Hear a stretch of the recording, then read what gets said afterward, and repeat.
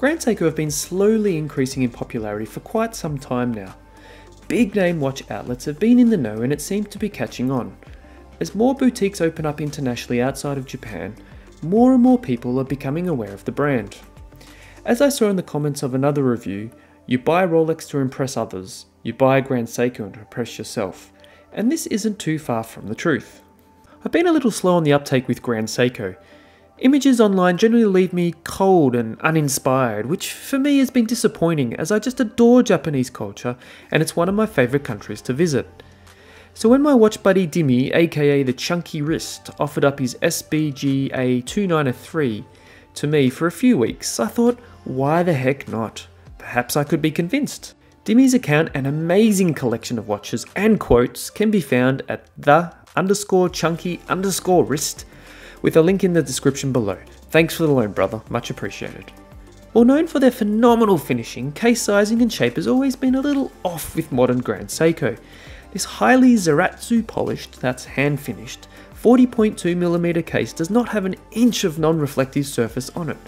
It catches light like I've never seen before.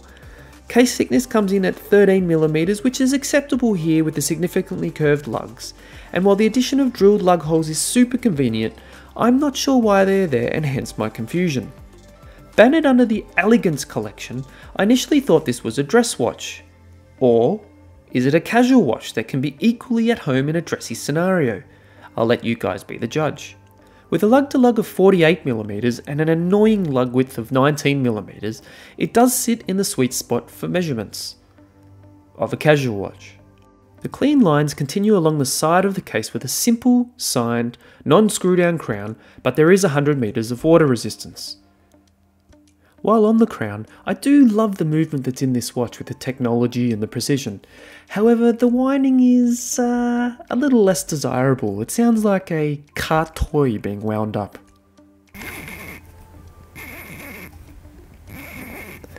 Which is really disappointing. The sloping lugs, as mentioned, can be clearly seen and do help significantly reduce the relatively thick case when on wrist. The provided black leather crocodile strap, accompanied by a 3-fold clasp with push-button release, is of reasonable quality and tapers nicely. However, I feel its quality is subpar compared to the rest of the watch, and seems to be an area the Seiko family of watches are always lacking.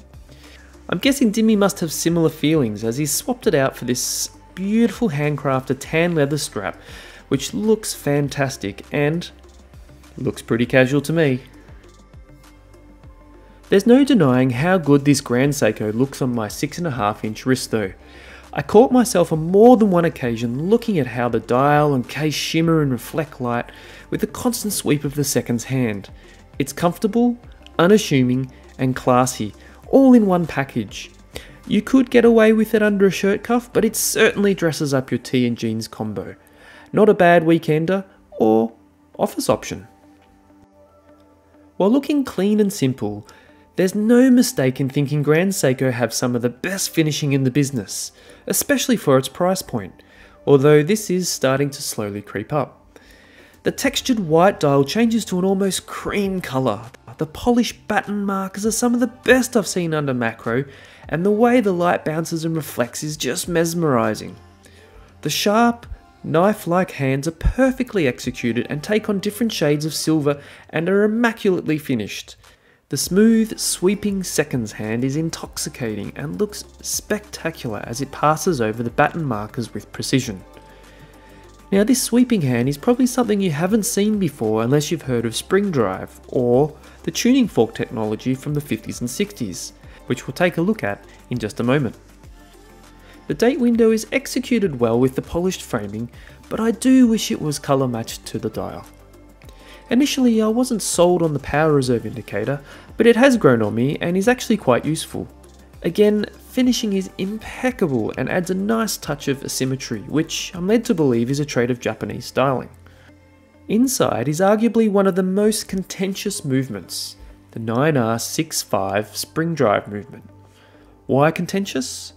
Well, as Grand Seiko elegantly put it, our unique spring drive caliber combines the motive force of a mainspring with the high precision of a quartz watch. Yeah, there's that word watch enthusiasts either cringe at or adopt with open minds. That's right, you heard me correctly. This Grand Seiko is a hybrid of mechanical and quartz. I won't dive any deeper into the movement details as 1, I'm not a watchmaker, 2, this review would be far too long, and 3, there's a bunch of explanations online already. Just click that little box up top right, after you finish watching this of course. Regardless of your opinion, you get 72 hours power reserve, and with that quartz, an amazing accuracy of plus or minus 1 second a day. And if none of that impresses you, just flip the watch over and stare at that seconds hand as it moves in perfect glide motion, reflecting the natural and continuous flow of the time itself. Couldn't have said it better myself. Thanks, Grand Seiko. Honestly though, I'm still not sure how I feel about this watch. I adore the finishing and admire the technology and precision. But is that enough? Is the SBGA293 a dressy casual watch? Or a casual dressy watch? Should that matter?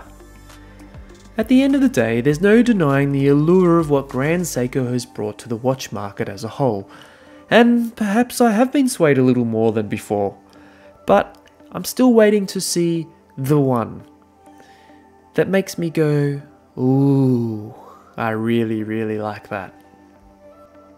Thanks for watching, and please do subscribe to the channel, it really, really helps. And if you want to see more daily content, don't forget to follow me on Instagram at Mr. Ace K Productions. See you next time.